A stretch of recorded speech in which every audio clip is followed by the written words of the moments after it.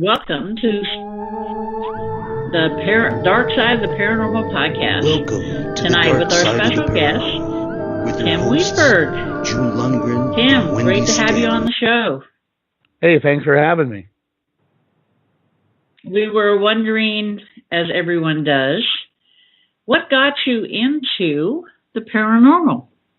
Well, I think it was a matter of I grew up, I had experiences, just like I'm sure most people that got involved in this do.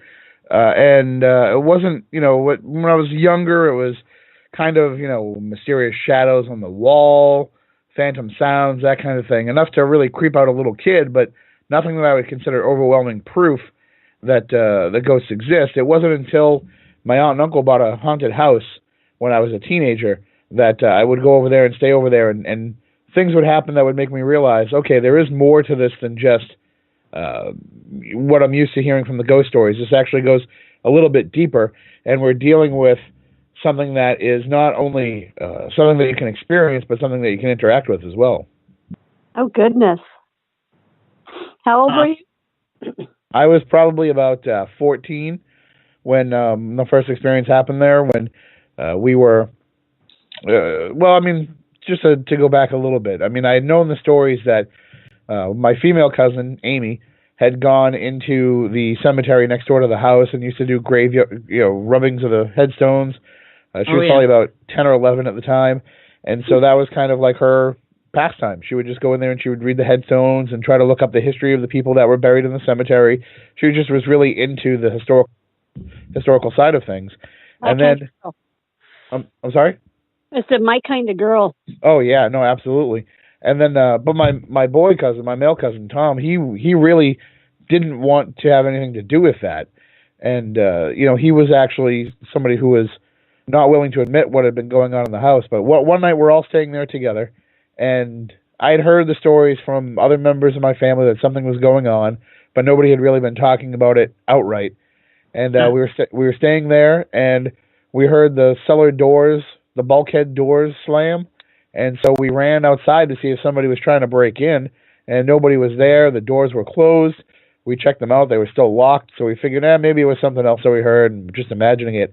And then it went off again. And so we actually, over the course of a couple of minutes, one of us would go outside, the other one would go downstairs into the basement, and then we were just standing there, like, looking at each other, watching these doors, like, fly open and closed. Oh, wow. Yeah, that would make you curious and a little bit frightened. Oh, yeah, absolutely. Oh, my goodness. Did they ever reach out and try to communicate other ways with you? With me, no. I would just see, like, shadows, and I would hear sounds at night when I was sleeping over. I would hear the water in the bathroom come on and off. The sink would turn on and off. Sometimes the toilets would flush on their own. I would hear all of that, and I would experience that, but I didn't have the same level of interaction that they had living there all the time, where, my aunt would hear things and see things all the time. And at one point, she actually left the house one day and just turned to look to make sure that the front door was closed. And as she was driving away, she saw an old man staring out the window at her. So these little things like this start to add up, and you start to realize, okay, not only is there something here, it's something that knows that we're here and is trying to, either interact with us or scare us or what have you. But it definitely knew that the living was there, and it was not shy to make itself known. That's cool. But obviously, it was never, well, I shouldn't say never. It didn't seem to come across negative from what I am understanding. No, I mean, I think where my aunt was at her point in time of belief, she felt like any experience was a little bit too much, so she had kind of just said, hey, it's cool with me if you're here, I just don't ever want to see you. So, that was like her one thing, is like she didn't want to be like walking down the hallway of the house and just have a full-bodied apparition appear, because she knew she would freak out. So she was able to kind of make a peace with it and make it so that they could actually still live in that house. But what's funny about this, and my aunt doesn't really talk about it that much anymore, we're going to end up doing an episode of Spooky Southcoast where her whole family comes on and talks about these experiences with us. But awesome. One of the things that they mentioned is that every family that had ever lived in that house, and at this point the house was only like maybe 40 years old at most, and every family that had lived in that house, all of their marriages had ended in divorce. Oh. And my aunt and uncle were on the brink. They had actually separated for a while, but then, they decided to get back together. They moved out of that house. They moved somewhere else, and then all of a sudden everything was fine. Oh, yeah. Crazy. Sounds like somebody might have been interfering there. That's what they seem to think, is that something, didn't want couples to last. So something was kind of interjecting itself. Yeah. Mm-hmm. Well, I'm glad they worked it out. Yeah, definitely. So have you, I know you do the Spooky Southcoast, because I was on your show a few years back, and have you been into any recent new places for investigations? Oh yeah, I mean we're always doing events as historical fundraisers. We're always trying to find new places that need to kind of get their word out that that not only that whether or not they're haunted, but just even that they're there. There's a lot of, especially living in New England, there's a lot of these heritage museums that people just don't go to anymore. And it's a shame that there's places from the 1600s that could be seen and appreciated, but they drag school kids there on a field trip, and the school kids are bored out of their minds. But you start telling them, oh, and by the way, we think there's some ghosts here because people have had these experiences. And all of a sudden, you've opened up a new avenue to get people interested in coming there and spending money and helping to keep those places alive. That's awesome, because really there's so many places, kids think of museums as being dry and stuff like that. But, if you can bring them back to life by saying, by doing a paranormal investigation or what have you, all the more power. I mean, these places need to, be funded and keep existing. And it's kind of our obligation to do this for people, to keep the history alive, such as you're doing. Right. That's what I always say to paranormal investigators is, you don't understand, you have a duty to this because you're getting the opportunity to go into these places and experience them and be part of the history of that location. So if we call it legend tripping more than we call it ghost hunting, because when you go there, you're going there just to kind of have an experience more than you are to prove the existence of the paranormal. And when you go there, you're having an experience that will now make you part of the story for the next person that comes looking for that experience. So you've now become part of the legend of keeping that history alive. That's a great way to look at it. Yes, it really is. Yeah, more investigators need to do that. That's the problem. We need to have more people get involved with the communities and things like that, and it's just so much better all the way around.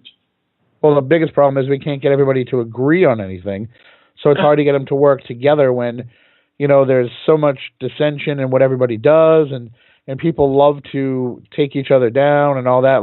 I'm not a big para-unity guy. I actually hate that phrase, and I think that there's no reason why we all have to work together. That's just ludicrous. We can disagree. We can have different viewpoints. We can want to try different techniques and investigative styles. Not everything has to be the same. Not everything has to be homogenous. All we really have to do is just kind of respect each other and let each other do the work the way that we see fit. And then maybe, it's okay to call somebody out if you think they're doing something incorrectly or if they're mistaken about evidence. It's okay to say something. You don't have to be mean about it. You don't have to call them stupid because they believe that orbs are ghosts, even though we know that most of the orbs people capture probably aren't ghosts. Yeah, that's not right. It's you have to, it's supposed to be a unity. We're supposed to be all working together for the same reason, and I don't like it when people, talk down to the spirits or try to provoke and stuff. That's not right. Have respect. I look at it like this, we're all a bunch of weirdos, and it's hard enough to find friends when you're a weirdo, so why would you intentionally want to do things that would alienate other people from wanting to interact with you and know you and at least, at the very least, share information with you? I mean, that's one thing that I think is a valuable resource is, so maybe you get to go into a place that another group has been trying to go into and they're jealous because they don't get to go in, but let somebody take advantage of that situation so that they can find out what's going on and they can have an experience, and then maybe that will allow for you to be the next group that goes in there. There's just so much jealousy about everything because, like I said, we're used to people that, let's just be honest, the paranormal folks, a lot of us, we don't really have great social skills. We were kind of the weirdos that nobody wanted to talk to. We were kind of the ones that didn't really belong. And so we might have trouble adapting to what is a community-minded approach, and especially paranormal teams. I remember when, Ghost Hunters first hit and all these paranormal teams started forming, and everybody had these defined roles, and you had lead investigators, and these lead investigators were probably people that had never managed a group of people before. They just came up with the idea of starting the team, so they get to be the one that takes control. But it takes a special kind of person to be able to be a manager. Anybody that, works their regular day job, when you have a good supervisor or when you have a bad supervisor. Or if you are the supervisor, you know what you have to do to be a good supervisor. Yeah, exactly. Yeah. I've been doing this long before it was popular. I've been doing this sort of thing for over 40 years, so it's like for the longest time I was by myself. There wasn't anything like that. People would just contact me and say, "Hey, I need some help. Can you help me?" Right. And I'd say, "Yeah, no problem." Long before the internet. and no offense toward you, but there's also been this situation where all of a sudden we have tons of people who have so much experience. Like I know there's people in my own area that will promote themselves and say, I have, 35 years experience investigating the paranormal, and I can be like, hey, I remember when you emailed me in 2008 and said, how do I get started with this? So, there's a need to falsify credentials for some reason. It's like, what does it matter? You could, first of all, I hate the idea that people who are new to this can't be as good as people who have been doing it for a long time, though, because you certainly could come at this with a different perspective and a new technique and a new approach that nobody ever even thought of. So I think people get defensive, especially, folks like yourself that have been around for a long time. It's easy to get defensive about this new wave of investigators that think that they know better, but maybe they might not know better, but they might know different, and different is good, especially when here it's been, how long the people have been looking into this, thousands of years, and we're still no closer to having the actual answers. Yeah. Yeah. Now that's true, and it's like my grandmother always said, you never stop learning. Always keep an open mind, and just keep learning. You learn from everyone. Right. Yeah, and if you ever stop learning, if you ever think that you have all the answers in this, you're doing everybody that you talk to a disservice, because there's no way you can know for sure if you have the answers, because every time you think that you get close to an answer, the questions change. Exactly. Yep. And you walk away learning so much from so many people. It's like you think about it after the conversation is over. You're like, I hadn't thought about that. Or, I remember thinking something along those lines. It's great that I wasn't alone in that. Yeah, yeah. Sometimes, you get this validation. And it's like, yeah, well, they felt it too. Or yeah, they thought of doing it that way or this way. You can always, there's always room to learn. Yep. Just the way it is. If you don't learn, you don't grow. Right. And if you're not in it to learn and to get better at what it is that you're doing, then what are you doing this for? Because you can't ever say, all right, I know everything that I can learn now. Even astrophysicists who have been doing that job for decades would never even think to say that they know all the secrets of the universe that there are to know. There's always going to be that next level of, okay, what can I take all this knowledge that I have so far? How can I apply that? And how can I answer the next big question? Yeah, that's why, I tell people, like, you think just when you think certain things, then it changes on you. It's like, it's not, the other side is not bound by our physics and stuff. See, I'm a wrestling guy, so I look at it, I call it the Rowdy Piper approach. Just when you think you have all the answers, I go and change the questions. There you go. That's about it. It's like, I just don't understand the dissension. I mean, people learn from each other, and if you have something to teach, cool, because I'm always willing to learn. But if you, come to me and say, I know everything there is to know, I've been doing this for 40 years, and, you can't, you have to provoke, the spirits aren't going to listen to you unless you provoke them, and blah, blah, blah, blah, blah. It's like, no, I do have a problem with that. Do not provoke. Have respect for them. They were people once. Exactly. No, I think provoking can have a place. The same way that you might, when you're talking to a person one-on-one, you might have to try to incite a little bit of a rise out of them too. So there's a level of being able to do it without being disrespectful. It's almost like, in a way, everything that we do when we investigate the existence of ghosts is kind of disrespectful, because we're like, hey, perform for us. You would never go up to a random stranger in their own home. You would never invite yourself to walk into somebody's house, go right up to them, get in their face and say, how did you die? So and that's essentially what you're doing when you go on an investigation is, you're trespassing in somebody else's living space without their permission. Just because the current occupant gave you the okay to come in doesn't mean that the previous occupant said it was all right. That's true. So I have a tendency to, whatever I pick up on and let them know why I'm there and we thank them. What I'm doing. And like Wendy says, we thank them for, helping us.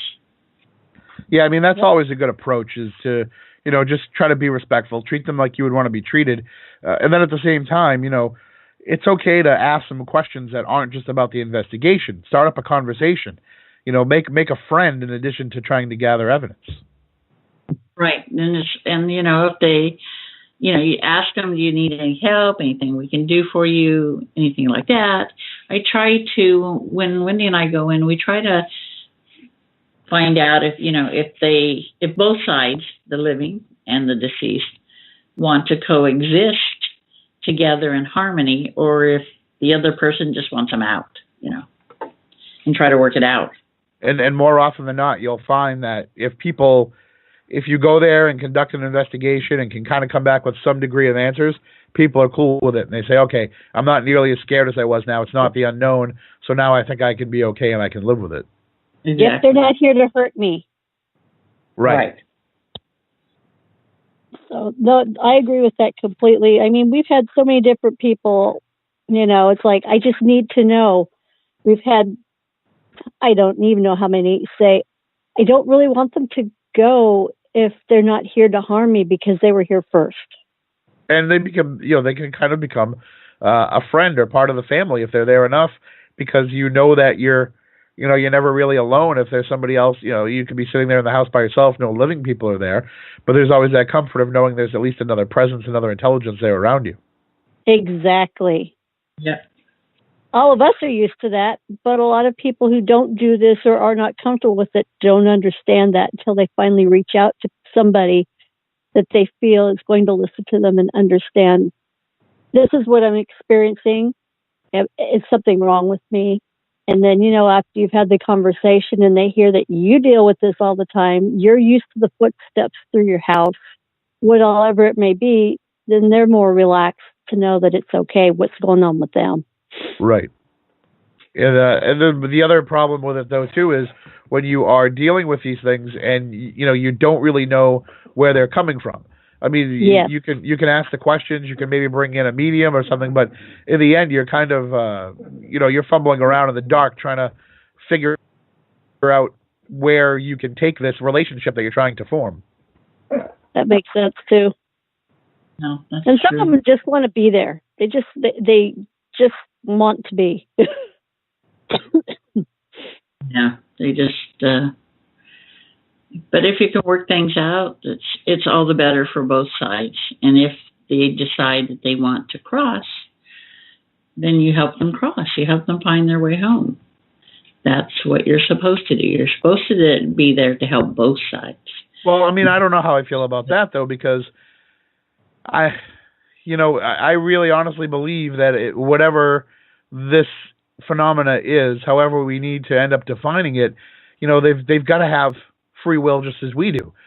So for us, I think it's actually, and no offense to you and the work that you do, but I think it's actually almost kind of egotistical of us to think that we, the living, can help them move on and tell them that they're going to this other place. I think what we're really doing is we're just giving them a little bit of the confidence more than anything.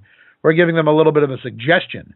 So I don't think like we're ever, my point is that I don't think that they're actually ever really removed and moved on. I think that they just understand through your discussion with them and through your prodding with them, they understand, okay, wait a minute, I'm not really wanted here. And then they make that decision. So in the end, it's still their choice. You were just kind of talking them into it. Yeah, we never force any soul to move on if they don't want to. It's entirely up to them, unless, but it's kind of different for us because we deal with demonics and a lot, and, they just don't need to be in here.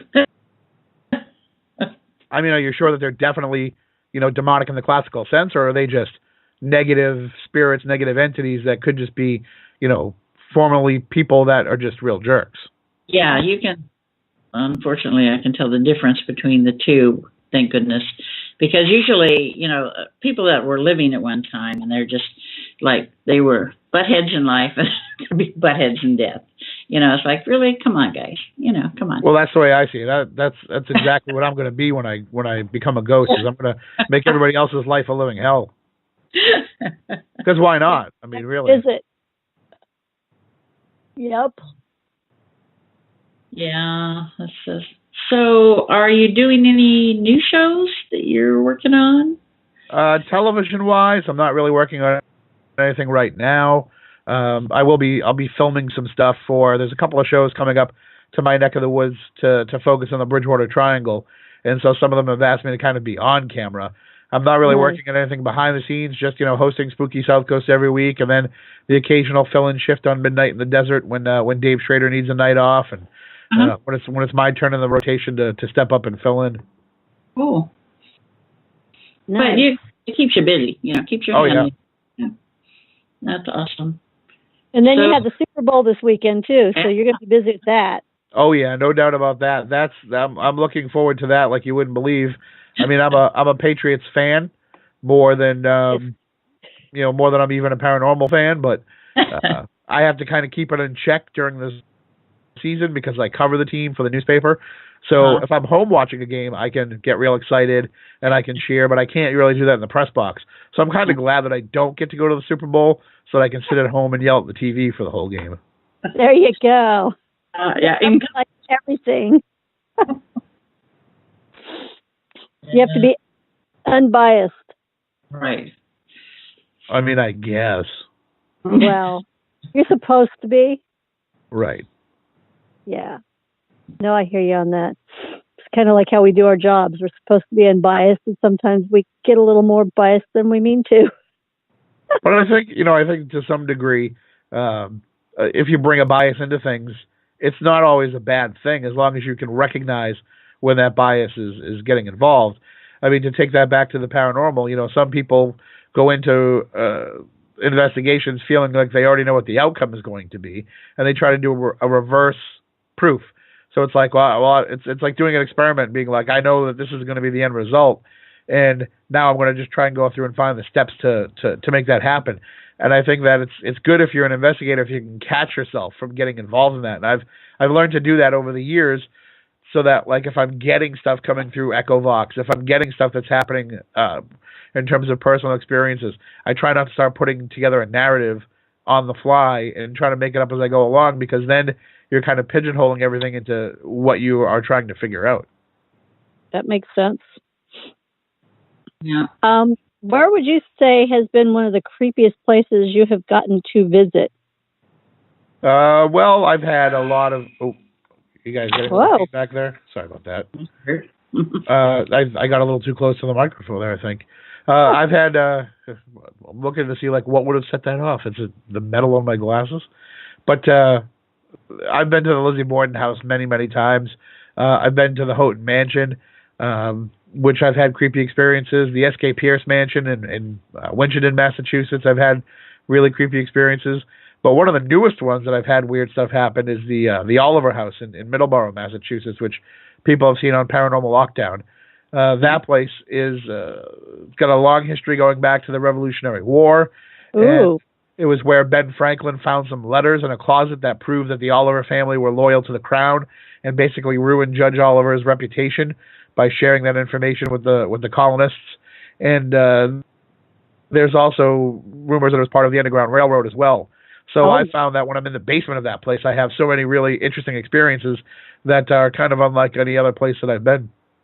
That's cool. I've never heard of that place. Darn it. It's kind of new. Yeah, it's kind of new to the paranormal scene.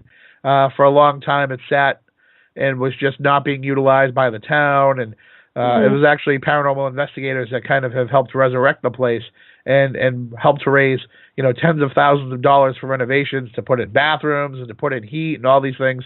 So they've really, it's the paranormal interest that has helped keep that place alive, literally. Awesome. I love to hear that. It's like we're serving a very definite purpose, whether we go into it intentionally to do that or not. But, places start meaning things to some of us people, and we want to save them. And I think that's kind of where we can come into play, is that we can be the advocates for these places. We can be the ones who are spreading the word and telling people about it. So yeah, we might know all of the ghostly information about it. We might be able to go and tell people about the ghosts that haunt a certain location, but we need to also really be well versed in the history of it so that we can go out and evangelize that as well. Exactly. I'm trying to write this down so I can remember to look this stuff up. It's very important to preserve the past because, it has bearings on the future. Absolutely. If we don't learn it, we're going to do it again. Look what's going on around us. Yeah. So what's your take on, there are teams that believe in, before they even go into a location, they'll do all this research, background information and everything on the location. Do you guys do that when you go, or do you just go in cold, or? Well, I try to, know a little bit of something before I go in, but I also want to make sure that somebody who knows the history is there with us, so that when we're stuck on something or when we're getting something, we can talk to that person and see how it might fit. So it's definitely worthwhile to have a basis in the history of it, and to at least be able to talk to somebody or have somebody on site with you that can be that resource for you, and also be able to share with you any of the experiences that they've had. There's nothing better than when something happens in the course of an investigation, and then you look over at the homeowner and they say, "Wow, that's exactly the same thing that happened to me before." So I wouldn't have known that if I had gone in cold, and I wouldn't have known that this is a repeatable thing, that now I can go back there again and see if I can make it happen. That's true, yeah. I just, I don't know, I have this little thing where we go in cold. We never do any research or anything like that when we go in. And what we pick up is what we pick up. And we, go back and talk to the homeowner or whatever, and we let them know what we find, and they can validate it for us, or, it makes it nice when you can get the validation from the homeowner about, this is what's going on, this is what we picked up, and they're like, oh yeah, and that happens all the time, or whatever, or this is the name we picked up. And Wendy, you can tell them about that one in Washington where the lady had the list. Oh my goodness, we did this it was one of those that you're really happy you get to do, because they weren't having any negative issues, but they wanted to know what was going on. And so the homeowner had done some footwork, and we had asked her specifically not to tell us.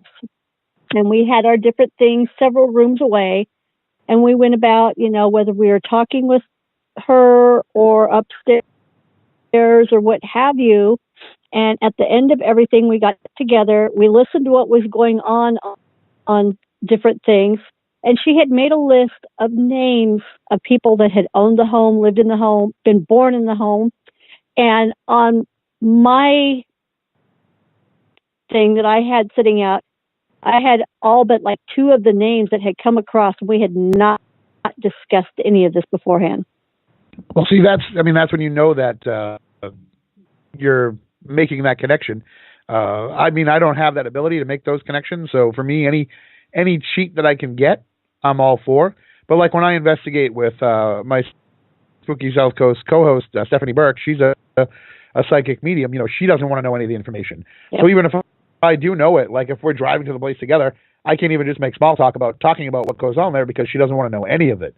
So I think for me, it's just a personal choice that I don't have the ability to pick up on things like that. So I want to know heading into it. Exactly. It's like one time, just for fun, I took June to a place and I told her nothing. We were going to a cemetery, which is not her favorite place. I could be in them all day, every day. And she came walking up laughing. and she gave me the information that I was waiting for her to know. It's the burial spot of the gentleman that was supposedly one of the remaining survivors of the Battle of the Little Bighorn. And she came walking up saying, "This guy said Custer is bleep bleep." And all I could do is laugh because I had told her nothing. Well, but I took her there. And he showed up. He talked to her. Yeah, that's when you know that you've reached the next level in terms of how that investigation is going to go. Is when you can tap into it like that. You're going to be able to find out things that you probably wouldn't. Somebody like me wouldn't be able to find out. Well, he was pretty accurate on the way he described the guy. Pretty much how we've all heard him described over the 100 and some years. He was just more vocal about it. Yeah, I'm not a history buff, so except ancient history. So yep, I like history, so I'll go and look after the fact and see what I can find out. Oh yeah, I love history, so I want to know, everything that I can, and then I want to be able to research it again afterwards. Yeah, to see what all you can find intersects with each other and what you'd missed before. It was. We went to England in September, and it was my second trip. But Wendy and I and another friend went, so there's a lot of history over there, a lot of activity. Oh gosh. Yeah, it's definitely on my bucket list to get overseas at some point. Yeah, it's great. It's just we have friends over there, so it's nice to. They could take us around everywhere. But there's the Tower of London was quite interesting. There was a lot of activity. What kind of things happened in there? First time I went, I was with my son in 2017, and I entered the tower, and I'm like, there's this guy behind me, and I'm like, what the heck? Who is this dude here? And I'm going up there. It's 204 steps or 206 steps up to the top, and each there's a level along the way. So you go, and this guy's following me through the whole thing, and I'm like, I don't know who he is. He wouldn't talk to me, wouldn't tell me who he was, and I'm like, you're creeping me out. We finally get to the very top, and they have this display case with death masks in it, and I'm looking at it, and I'm like, okay, so that's who you are. It was King James. Oh, wow. I wouldn't have known. I don't know any English history. So I'm looking at it. It's like I saw the name under there. I said, okay, so that's who you are. Okay. So you're saying if you didn't see that, you would have been, wait for it, royally screwed? Yeah, because we would have just been a creep following me. The stalkers, The stalker. And then we went to, first time I was there, went to, I have a friend of mine, Howard Hughes. He does the Unexplained Files. Oh, yeah. And we went together to Hampton Court. And first thing in there, it's like, oh my God, Henry VIII. The door opens at the end of the hall. And here's this dude. And I'm like, his first words out of his mouth were witch. And I'm like, really? Bite me. I said, you're jerk. You're fatter than your pictures, and you're uglier too. And he slammed the door. And all the while, Howard's watching this. He says, who was that? I said, Henry VIII. Not everybody gets a chance to insult royalty like that. So yeah, I don't care. I mean, in his day, he would have had you beheaded for that. Oh, yeah, but it ain't his day, so I don't have to worry about it. But he did have that really good song. We went to Castle, which was one of his castles, and we kept running into Anne Boleyn. Mm-hmm. Yeah. And that was pretty cool. I had with or without her head. No, she had it. Okay, yeah. Good. Yep, she's all together. She didn't throw it either. Yeah. So that was my favorite place. I loved that place. It was so cool. Yeah. Yeah. There's so many spooky places there. We went on a Jack the Ripper walk too, which was quite interesting. Yep. I think that. Yeah, I think Wendy loved that one. Yeah. The creepy side of me coming out a little bit here and there. Yeah, that's true. But it was more along the lines of it was history based, and you could really appreciate and enjoy that. And you picked up different feelings, but it's so commercialized and there's so many people that, if it had just been you or just us, we'd have probably gotten more out of it. But it's in an area where there's a lot of, every other place is a pub. That's just how it is. And they're open. I don't know if they ever close. So there's a lot of people running around having a good old time. So, you couldn't really concentrate on what you were doing, but you were still able to enjoy it. So, Tim, have you been out here, out this way at all, doing anything? What exactly is your way? Sorry, Oregon. No, but I'd love to. I actually looked into trying to move out there years ago, and it ended up not working out. But no, that's such a cool area. Not only just for ghostly activity, but you guys have all kinds of things with, that's where the 1947 Kenneth Arnold sightings were of the UFOs in the sky. That was out in the Pacific Northwest. All the Bigfoot sightings that are out there. So it's just as creepy out there as it is here in New England. Yeah, it's out of Trout Lake, Washington, and it's not that far from where we live. We want to go out there, and we haven't been there yet, but we want to go out there. And then, of course, I just went to a Sasquatch festival this last weekend, so that was pretty fun. That was really cool, yeah. Yep, met Dr. Meldrum, so that was really cool. So, yeah, there's lots of really fun, funky stuff out here. We're having the Oregon Ghost Conference March 29th, 30th, and 31st. So it's one of the biggest ones on the West Coast here. It's the 8th, isn't it the 8th annual? Yeah, I think it is the 8th annual one. Yeah. Holy cow. Time flies. Yeah, when we're having too much fun. Yeah. There's a lot of cool places, and of course, the West Coast here with all the, all the seaports and stuff like that. The Shanghai tunnels, those are quite interesting. Yep. And our history isn't as old as yours, obviously, and it's completely different. So that's what makes it cool. Yeah, I would say you still have the Native American aspect that we still have here, and just because the the Europeans weren't out there as fast as they were on the East Coast, it doesn't mean that there still isn't tons of activity that's been going on there for thousands and millions of years. It just so happens that we have the older ghosts out here that we can piece together the narratives for. So I really do think that there's only a certain point in time where we can go back to for ghosts. That eventually the energy that creates us, the energy that is comprised on us, I should say, that eventually it does dissipate. So there is like a brief window.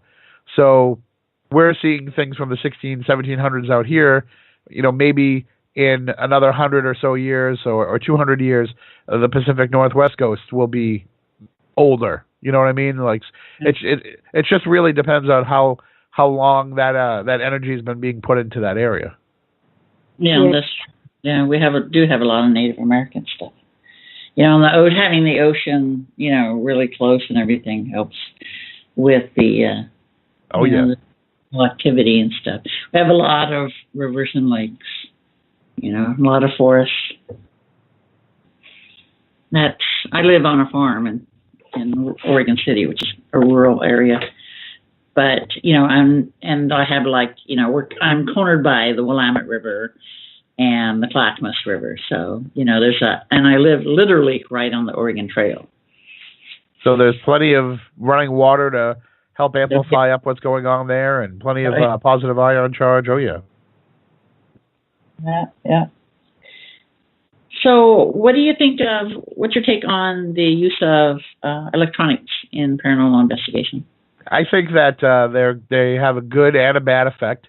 I think that people have become too reliant on equipment, and so everybody wants to rush out and go out and buy the latest piece of technology before they really worry about going out there and just having an experience for themselves. I think that the technology can be great as a almost like as a verification of what a personal experience can be.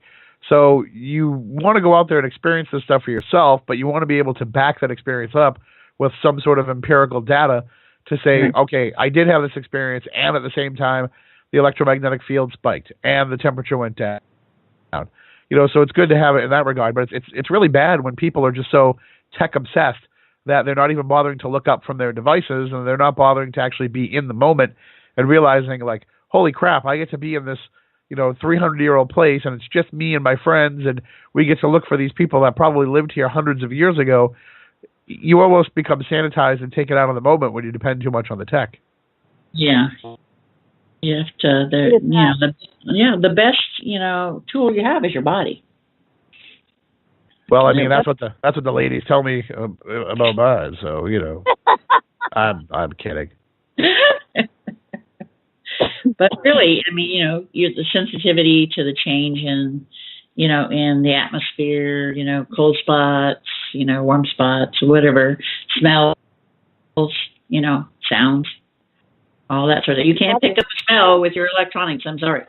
No, you cannot. And you can't get touched or thrown up against the wall or any of that if you're too busy looking at the screen. That's true. You can't have all that fun. Like, fine, we'll find somebody else to play with. You're not any fun. People just sometimes get just too involved. I mean, it's great for validation. It's great to say, this is what I picked up, and then the voice responded, and you can show the homeowner, say, listen, here's where, this is what we asked, this is a response we got, that type of thing, so that Are you there, Jim? There is a guy here, or whatever, Right. Yeah, I'm here.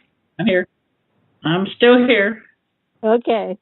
Oh, yeah, it's like leaving our equipment in rooms away from us, and we're doing our own thing, talking to the homeowners and what have you, and letting our stuff run in the background while we're nowhere near it.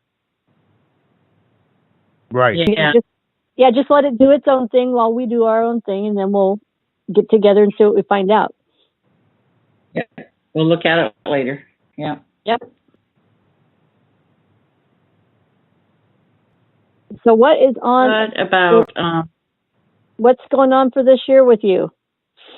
Oh, I'm kind of going to be all over the place this year. I'm doing a couple of conventions. I'll be part of the X-Filers Unite conference coming up in April in Rhode Island with Greg and Dana Newkirk and a number of people from the UFO field. Mike Cleland, who has done research into owl sightings and their connections with UFOs. Just the lineup for that conference is insane, with just the amount of knowledge they're going to be bringing in. Tom Reed, who has one of the most famous UFO cases out here in Massachusetts. It's such a lineup that I'm the MC for the event, and that means I have to kind of run around and make sure that people get to where they're supposed to be. But I also don't want to miss any of these panel discussions that'll be going on, because they're just going to be really knowledgeable and really different. And then at the end of the year, toward the end of the year in September, I'll be part of the Mass Paracon, which is happening out in the Berkshires, which will feature myself and Johnny L. Tenney and Jeff Belanger, and just it's another great focus on New England to say, look at all these talented people that we have doing this work, all these interesting researchers that we have who have been gathering this information for years, and let's all get together and be weird and talk about it.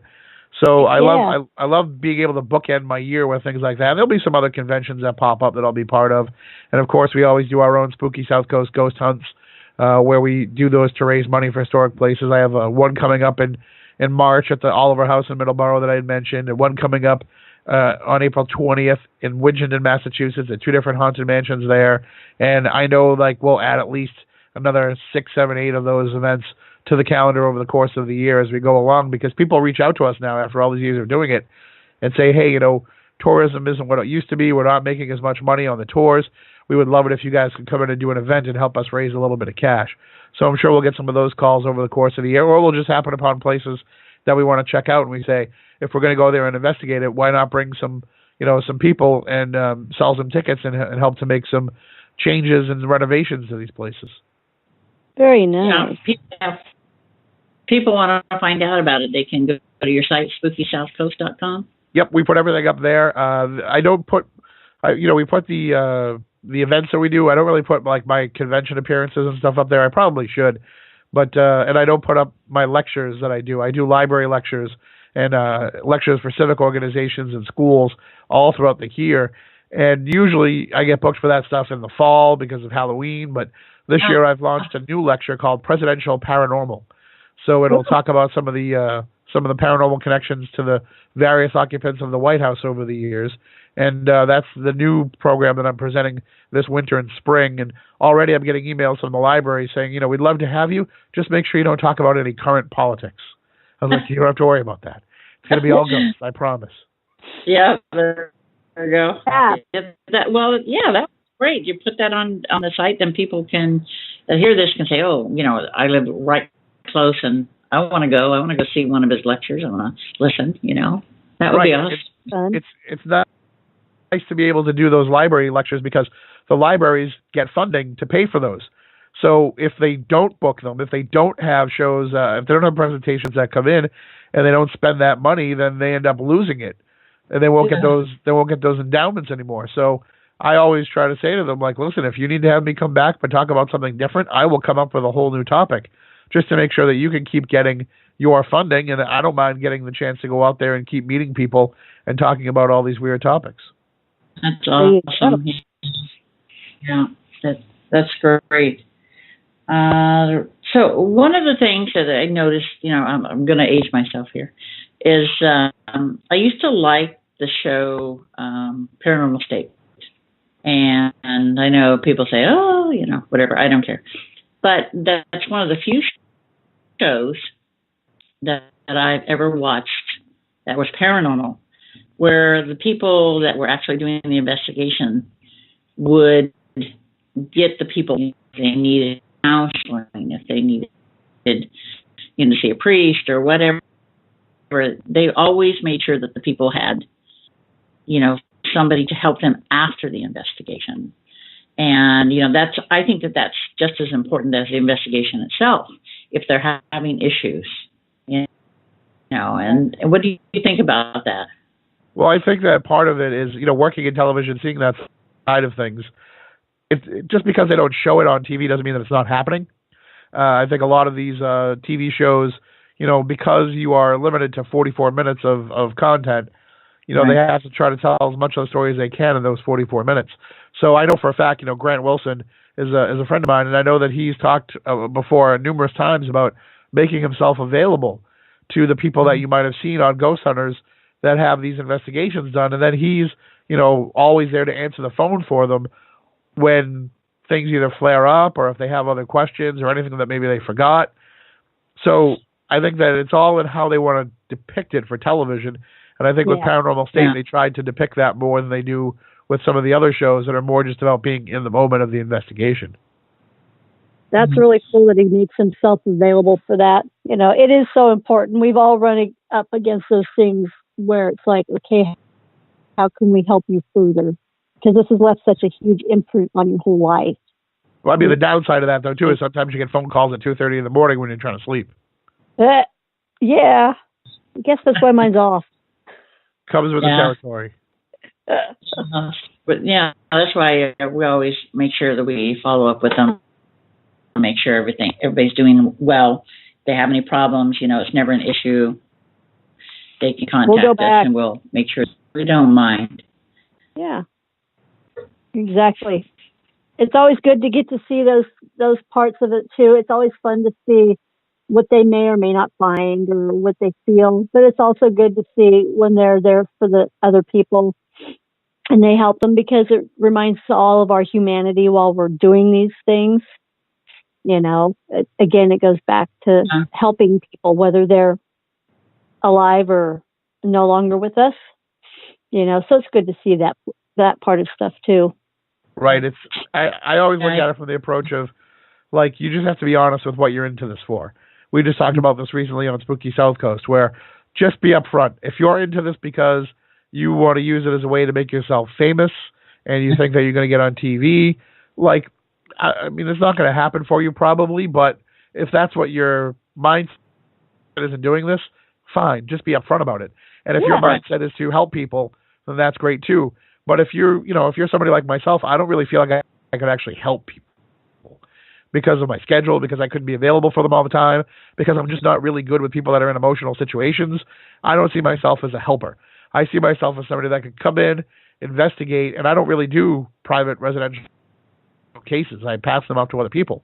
Sometimes I might go and sit down with them and help with the pre-interview. Sometimes I might actually go and be part of the investigation, but generally I'm handing that stuff off because I don't have the level of commitment to be able to be there for them. But as long as you're upfront about that, like I am, if you're honest and say, hey, listen, I just want to come and check it out and see what happens.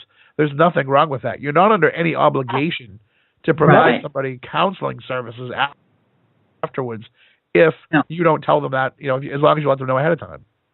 Yeah, you have to be upfront. I mean, And not to mention, there's a lot of people that are in the paranormal that tend to overinflate what their credentials may be. So somebody might need counseling after the fact of going through something traumatic, but you're not a person that can counsel them in that. They need to go talk to an actual professional. So having you on their speed dial only helps them out if they have more paranormal activity. But if they need help in being able to process what happened to them and have some kind of PTSD as a result of it, that's not your area unless you're a trained psychologist or a therapist to be able to go in there and help them with that. And I think that that's a big problem with the paranormal world today is too many people think that they can do it because it needs to be done. Yeah. I've recently connected with a clinical psychologist that's going to be a help to us. So we can utilize him if we have, issues and things like that. It's always good to have somebody. I mean, I've been a nurse for 43 years, I'm not a psych nurse. I'm a medical nurse. So. But it's good to have those people in your Rolodex because you will need to call on them at some point. I mean, everybody tells me, like, what's the most important piece of paranormal equipment I can have if I'm going to go into private residential cases? And I tell them all the time, aside from having an open mind, aside from, all that stuff, but the best thing that you can have, like, in your toolbox is the big book of pills. And when you go into somebody's house and you're going to investigate, it's okay to open up their medicine cabinet and see what it is that they're taking.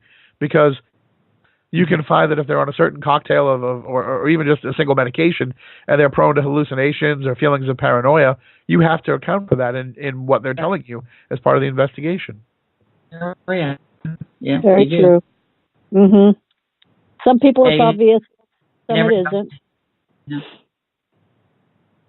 Always, they're not always upfront, and you get those kind, and every now and then you'll get one that's like, I don't know, they just don't tell you the whole thing. Right. They give you a piece of a story, and you have to figure out the missing pieces before you can. Sometimes even if you do your due diligence, you're not going to be able to get all the pieces of the puzzle either. Sometimes you have to be willing to admit to yourself and say, you know what, I don't know what's going on here. I don't really understand it, and I have a bad feeling about going further. It's okay to then back out at that point and say, like, something's not right here. I think maybe you should find another group. I can help you find another investigator.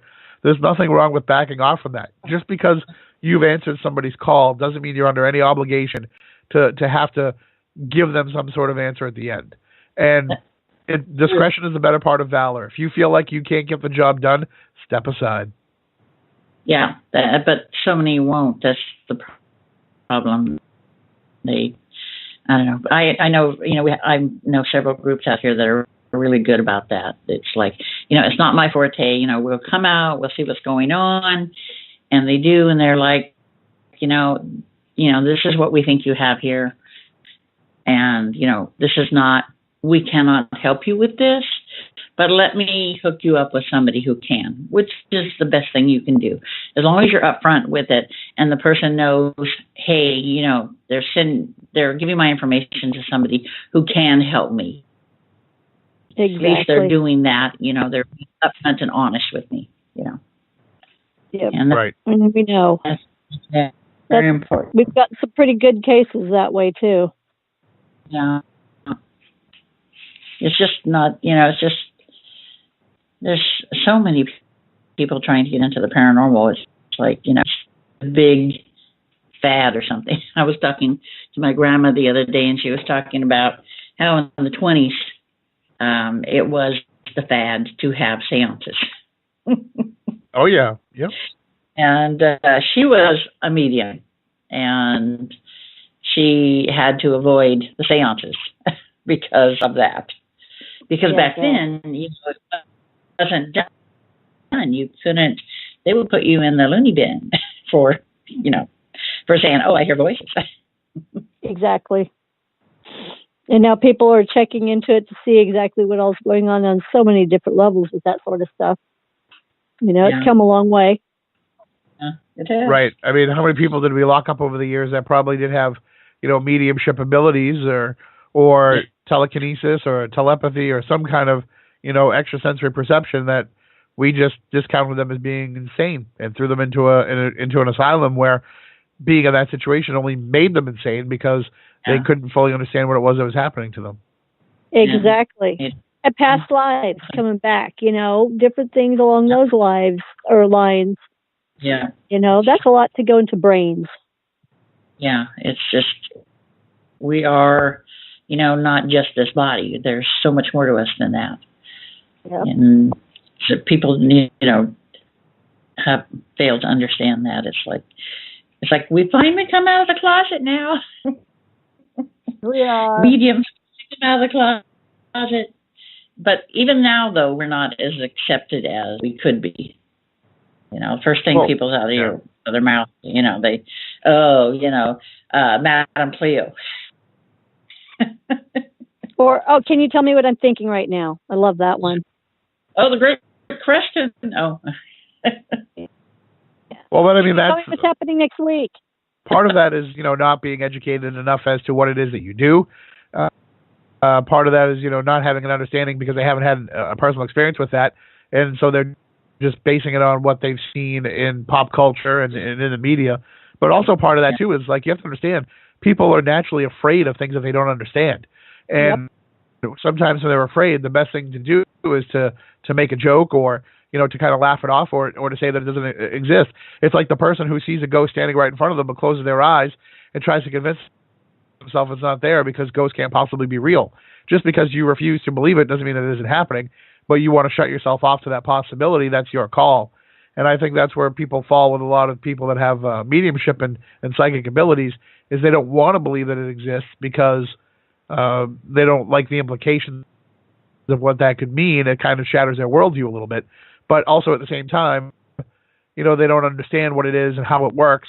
So they think that, oh, yeah, you should be able to read my mind, or you should be able to tell me what the lottery numbers are, or you should be able to tell me how much the Patriots are going to win the Super Bowl by on Sunday. Yeah. That makes sense. You're talking about the Patriots now. I haven't run into not a lot of supporters out this way because I asked. Well, I mean, it's I'm not psychic at all, but I'm going to predict the Patriots win. Okay. I don't do football, so I don't care. It'll be a no-brainer, pretty much. My one son wouldn't be happy with me for saying that because the other team's his team that he roots for, but, it is what it is. Well, we used to do a thing where, if we had a Super Bowl or some sort of big sporting event, we would have like a local psychic come on and kind of give their predictions. And over the years, it just became like, it's so shticky to do that. And it's like, everybody knows they're not going to get it right anyway. Even the psychic is telling me like, listen, it doesn't work that way. So it just got to the point where it became so lame. We just stopped doing it. Yeah. Kind of like the Puppy Bowl and the animals at the zoo are going to choose the winner. Yeah. Things get overdone like that pretty quickly. Yeah. I like the Puppy Bowl. It's about the only part of the Super Bowl I like. Of course you did. I never claimed to be a sports person. I'm an animal person. Nothing wrong with that. Yep. So you have some things coming up in the near future. Tell us again what they are so that people can know that and give us your contact information, your website, so that people can write it down real quick. Sure. Well, you can see me at the X-Filers United Conference coming up in April in Rhode Island. You can see me at the Mass Paracon in September in the Berkshires in Massachusetts. You can also go on a cruise with me if you want. I'll be cruising from Boston to Bermuda with Scott Porter from Haunted Towns and Ghost Asylum, as well as Stephanie Burke from Spooky Southcoast and Kindred Spirits. We're having the Wicked Waters tour Wicked Waters cruise, I should say, in May. So you can get to that at wickedwaterscruise.com. But all my other stuff you can find on SpookySouthcoast.com. That's the best way to find out all things that we're doing. And you can follow me on Twitter too, at Tim Weisberg. I'm pretty lonely. I just like to be on the computer all day. I work on the computer all day for my job, so I love to chat with people about ghosts and paranormal topics and all things that are weird. So just reach out to me at Tim Weisberg if you want to engage in one of those weird conversations. All righty. That sounds like fun. Thank you so much for coming. We loved having you, and hope you get to feeling better. Oh, yeah, we'd on the cruise with you, but I don't think so. We're going to go in May to Jack Baggins Museum. Oh, nice. I'll be kind of on the other side of the world, going to the Caribbean, but I will wave to you from the Bermuda Triangle. Okay. Oh, yes, enjoy that. Yeah. No kidding. Well, you take care. All right. You have a great night and stay spooktacular, as I like to say on my show. You too. Okay. Bye-bye. Bye-bye.